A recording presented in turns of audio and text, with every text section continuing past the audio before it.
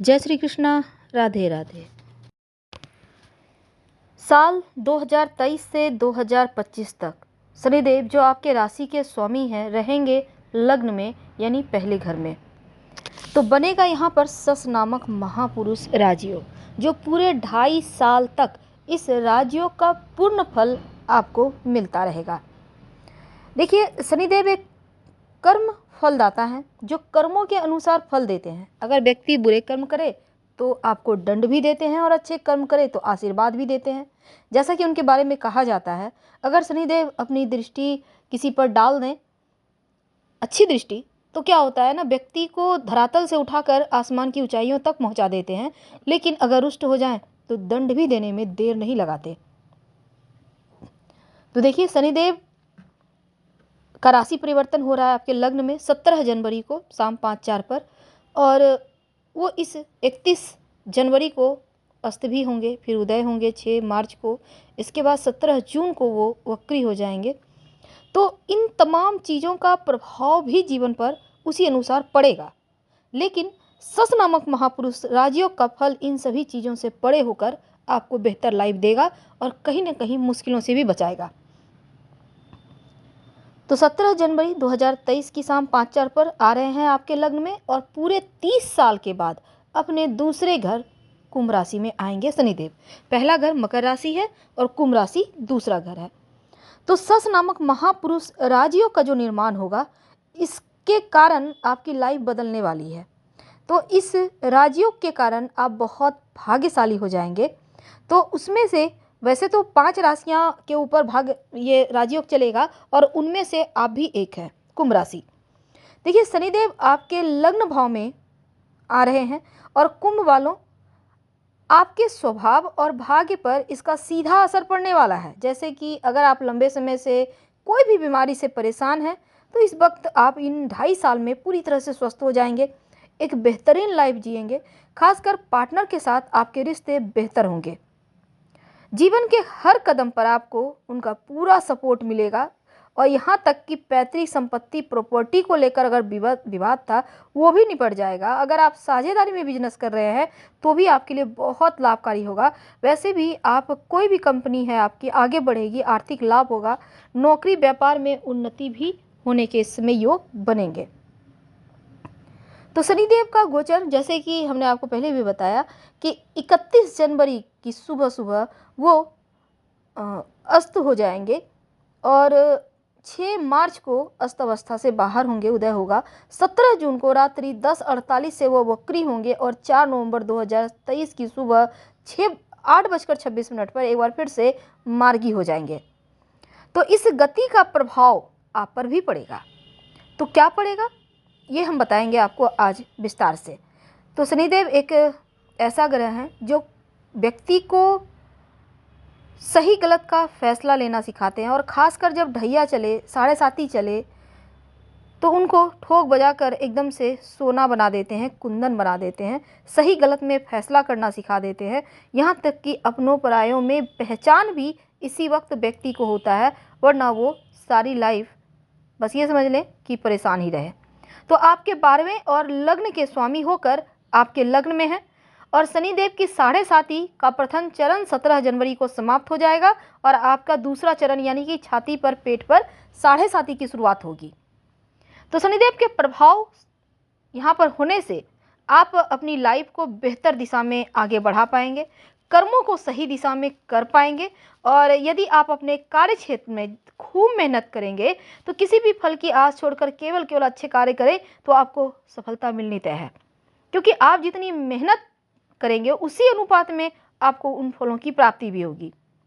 व्यापार करेंगे तो दूर क्षेत्रों तक आपका प्रभाव बढ़ेगा, व्यापार बढ़ेगा। विदेशी व्यापार से खासकर इस समय सफलता मिलेगी।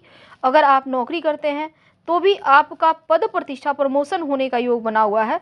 आपका व्यक्तित्व में निखार आएगा और आप एक मजबूत व्यक्तित्व के स्वामी बनेंगे। वैसे तो बहुत सारे लोग जैसे अन्य राशियों पर अगर चले शनिदेव की छाती पर 7.5 सेकेंड यानी कि दूसरा चरण, तो व्यक्ति तबाह हो जाता है। लेकिन कुंभ वाले एक अकेले ऐसे हैं जो एकदम से आसमान की ऊंचाइयों को छूने के लिए तैयार हैं, क्योंकि आप जो भी कार्य करेंगे उसमें अस्थायित्व होगा, भाई बहनों का सपोर्ट मिलेगा और किसी भी तरह का जैसे दाम्पत्य जीवन के लिए ये समय बहुत समय बढ़िया तो है, लेकिन कुछ कार्य ऐसे होंगे कि आप उनसे उतना किसी कारणवश दूर हो सकते हैं। तो सामंजस्य बिठा के समय का फायदा आपको उठाना होगा।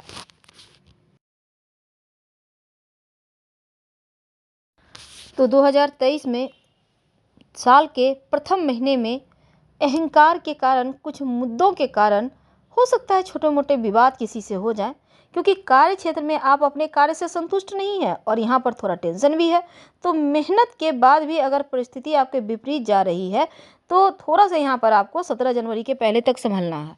हालांकि 17 जनवरी से जैसे ही यहाँ पर शनिदेव का राशि परिवर्तन होगा तो इनकम के नए स्रोत यानी एक्स्ट्रा धन आने के स्रोत बनेंगे, एक से ज़्यादा स्रोत से धन आने के योग बनेंगे और इस समय आप धन अर्जित करने में सक्षम रहेंगे।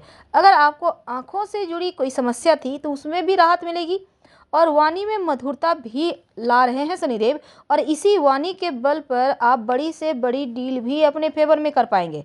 परिवार का सुख मिलेगा और घर का वातावरण भी सुकून भरा होगा। तो 30 जनवरी तक बहुत अच्छा वक्त चलेगा 17 जनवरी से, लेकिन जैसे ही शनिदेव अस्त हो जाएंगे ना, तब थोड़ा सा आपको जैसे अभी का वक्त चल रहा है बिल्कुल वैसा ही होगा, क्योंकि थोड़ा सा यहाँ पर टेंशन तो है 6 मार्च तक। तो इस समय मुख से जुड़ी हुई कोई समस्या हो सकती है, साफ सफाई का ध्यान रखें, 2 टाइम ब्रश करें और अगर कोई मुश्किल है तो डॉक्टर के पास जाएं।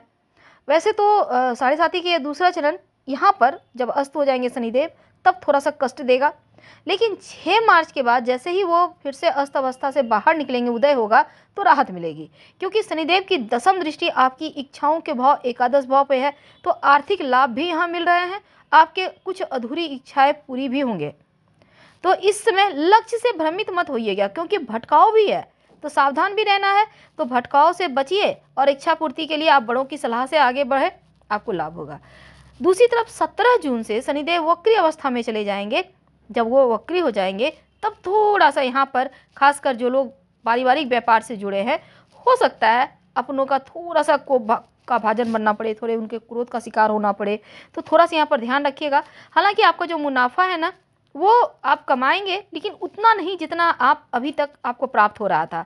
तो वाणी में कठोरता आ सकती है, थोड़ा सा ध्यान रखिएगा। आपके साथ जो लोग काम करते हैं उनके साथ व्यवहार को बेहतर बनाए रखें और शब्दों में, वाणी में थोड़ा सा मीठापन रखिएगा और दूसरों को भावनात्मक रूप से नहीं तो आहत आप करते नजर आएंगे। तो 17 जून से 4 नवंबर तक थोड़ी सी नकारात्मक स्थिति है।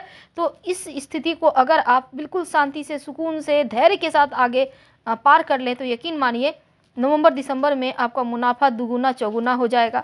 अटके हुए संसाधन से धन आएगा और अचानक से किसी करीबी की मदद से कोई बड़ी डील आपके हक में आ सकती है। तो ओम शं शनैश्चराय नमः इस मंत्र का खूब जप करें। शनि स्रोत का भी पाठ कर सकते हैं, आपके लिए बढ़िया रहेगा। और दूसरी बात, हुकुम वाले हैं, आपको इन 17 जून से 4 नवंबर के बीच थोड़ा संभल के रहना है। सरकारी कर्मचारी हैं तो थोड़ा सा यहाँ पर और ध्यान देना है आपको, और प्राइवेट भी जॉब करते हैं तो भी अधिकारियों का गुस्सा ना आपको झेलना पड़े, तो ज़रा सा यहाँ पर शांत रहिए। कार्यों में कोई भी त्रुटि ना हो, दोबारा चेक करें। अपरिचित या अनजान लोगों से किसी तरह का व्यवहार इस समय ना करें तो उत्तम है, और खासकर लव रिलेशनशिप में है, प्रेम संबंधों में है तो थोड़ा सा संभल के रहिएगा, वरना समाज में अपमान की स्थिति भी बन सकती है। कहने का तात्पर्य ये समय थोड़ा मुश्किल भरा हो सकता है। तो आपको ओम शं शनैश्चराय नमः का खूब जप करना है। ज़्यादा परेशानी हो तो शुक्रवार की रात एक स्टील की कटोरी में सरसों का तेल रखकर अपने सिरहाने रखकर सो जाएं, थोड़ा सा तेल, और इसको अगले दिन सुबह इसमें अपना चेहरा देकर किसी को दान कर दे। और मांस मदिरा का सेवन शनिवार के दिन बिल्कुल भी ना करें। आपके अंदर जो लोग काम करते हैं उनको परेशान ना करें, सबका सम्मान करें, आपके लिए उत्तम रहेगा। फिलहाल आपसे विदा लेते हैं। जानकारी अच्छी लगे तब लाइक कर सब्सक्राइब करें, अपनों से शेयर करें और कमेंट में हर हर महादेव जरूर लिखें। धन्यवाद।